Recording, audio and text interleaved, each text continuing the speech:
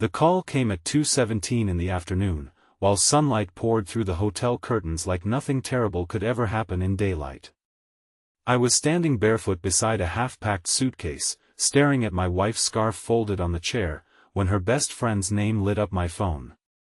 I almost didn't answer, because Maribel never called me unless something was wrong. But when I picked up, her voice was shaking, and before I could ask why, she whispered the question that would split my marriage open: "Are you really alone in that hotel room?" Before this story begins, if you believe in kindness, second chances, and the quiet power of forgiveness, please like, comment, share, and subscribe to Ancient Truth. Your support helps stories like this reach people who may need hope today. My name is Kiran Voss, and until that afternoon, I believed my life was ordinary in the safest way.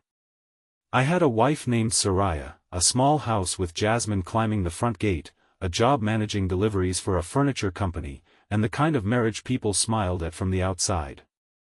Soraya was a school counselor, patient with everyone except herself, and she carried other people's pain home in her shoulders. Every evening, she would sit by the kitchen window with tea cooling between her hands, telling me about children who were hungry, mothers who were tired, fathers who had disappeared, and I would listen as if listening could lighten the world for her. I loved her deeply, but love does not always mean understanding. Sometimes love becomes routine.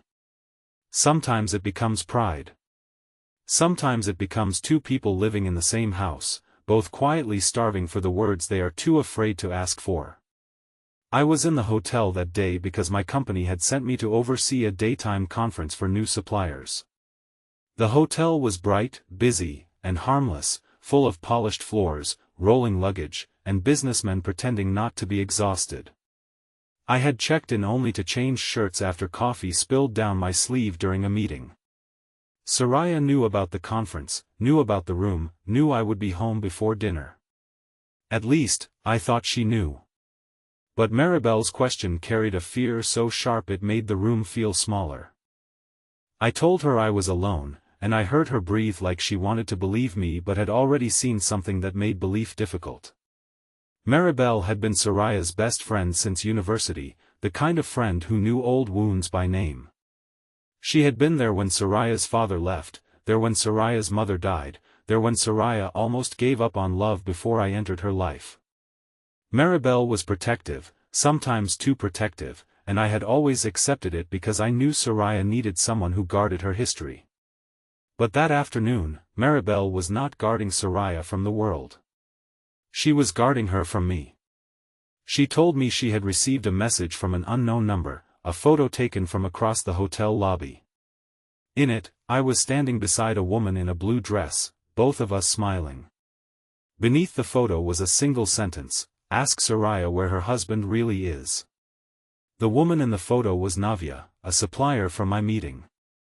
She had laughed because my stained shirt made me look like I had lost a fight with a coffee pot. That was all.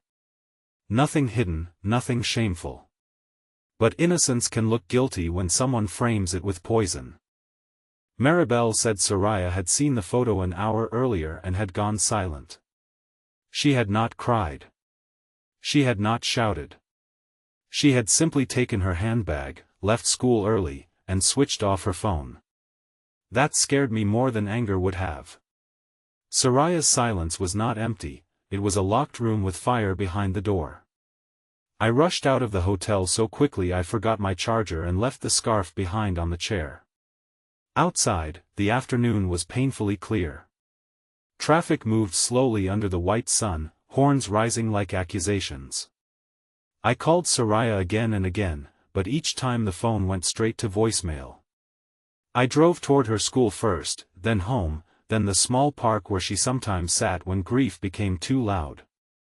With every red light, my mind replayed the last few months. Her tired eyes. My late nights. The way I had stopped asking what she needed because I thought providing was enough. The way she had stopped telling me when she was hurt because she thought I would defend myself instead of holding her. The photo had not created mistrust. It had only found the crack already there. I found her near the old fountain in Gulmira Park, sitting on a bench beneath a gulmohar tree, sunlight scattered red through the flowers above her. She looked calm from a distance, but when I came closer, I saw her hands trembling in her lap. She did not look at me. She only asked whether the woman was beautiful. It was such a small question, and yet it carried years of fear. I sat beside her but left space between us, because even my nearness felt like something I had to earn again. I told her the truth, every plain piece of it, the meeting, the coffee, the room, the photo, Navya, the laugh. Soraya listened without interrupting. Then she said the words I was not ready for. She said she did not know whether she doubted me because of the photo or because somewhere along the way she had stopped feeling chosen. That sentence hurt more than any accusation.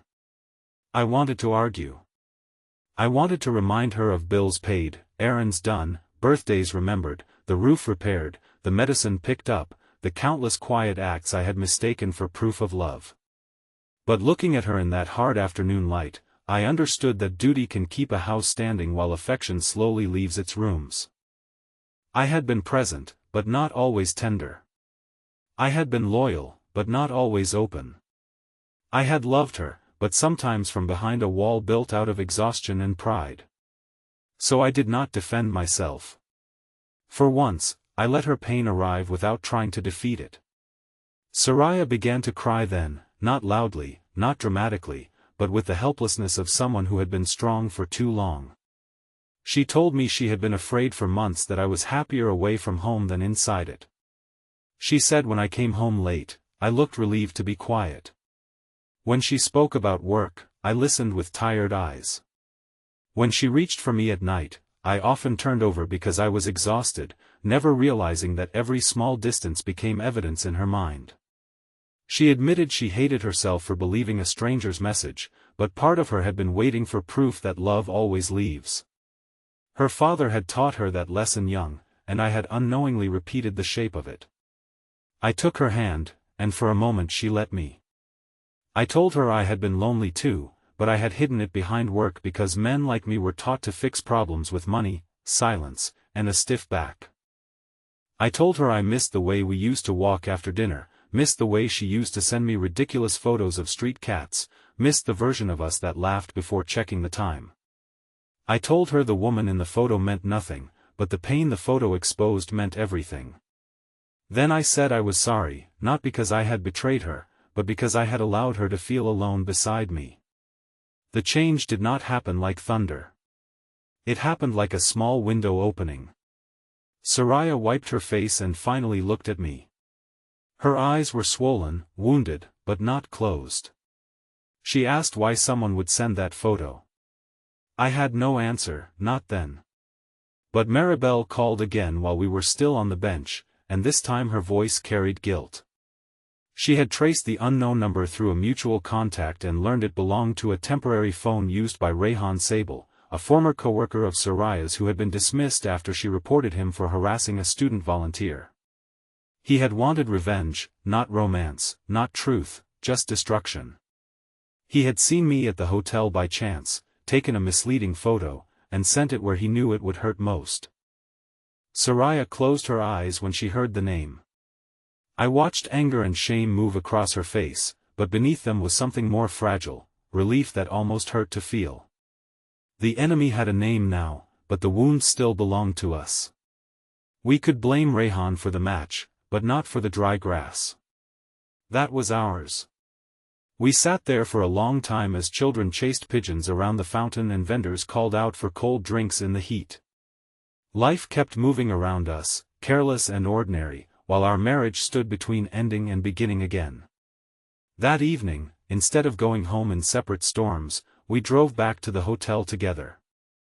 I wanted to pick up my things, and Soraya wanted to see the room that had become a nightmare in her imagination. The hallway smelled of lemon cleaner and fresh linen. Inside, sunlight still filled the room. My suitcase was open, my shirt thrown over a chair, her scarf resting exactly where I had left it. Soraya picked it up and held it to her chest. She said she had given me that scarf to pack because hotel air conditioning always made me cold, and somehow that small fact broke us both. Even in suspicion, even in fear, she had loved me in practical ways. Even in my carelessness, I had carried a piece of her with me. We sat on the edge of the bed, not touching at first, listening to the muted sounds of traffic below. Then Soraya reached into her handbag and pulled out a folded paper. It was not a legal document or a letter of goodbye. It was a list she had written during lunch, before the photo arrived, titled "Things I Miss About Us." On it were simple things: breakfast without phones, Sunday markets, dancing badly in the kitchen, telling the truth before resentment grows teeth. My throat tightened as I read it. I realized she had not been looking for a reason to leave. She had been looking for a reason to stay. Over the next weeks, we did not pretend healing was easy. We spoke with a counselor. We apologized more than once for the same old wounds because some apologies need repetition before the heart believes them. We made rules that sounded small but became sacred: no phones during dinner, one walk every evening, one honest conversation every Sunday morning, and no disappearing into silence when fear knocked. Maribel apologized to me for asking that question, but I thanked her. It was a question she should not have had to ask, yet somehow it forced open the door we had both been avoiding. Sometimes the wrong question can lead to the right truth. Months later, on a bright Saturday afternoon, Soraya and I returned to Gulmira Park. The same gulmohar tree was blooming, throwing red shadows over the bench where we had almost lost each other. This time we brought sandwiches, tea in a steel flask, and a ridiculous amount of hope. Soraya leaned her head on my shoulder and told me trust was not a wall rebuilt overnight, it was a garden watered daily. I told her I was finally learning how to water it. We laughed then, softly, like people who had survived a storm and were still surprised by sunlight. If this story touched your heart, please like, comment, share, and subscribe to Ancient Truth. Your support may help someone remember that love is not only proven in perfect days, but in the brave choice to stay gentle after painful ones. Special request: comment, second chances can heal, if you believe broken trust can be rebuilt with truth, patience, and kindness. By the time we left the park, the day was still bright. Nothing magical happened. No music swelled from the sky. No stranger appeared to explain the meaning of pain. There was only my wife's hand in mine, warm and real, and the quiet understanding that marriage is not saved by never being hurt. It is saved by what two people do when hurt finally tells the truth. That hotel call could have ended us. Instead, it became the moment we stopped living beside each other and started finding our way back home.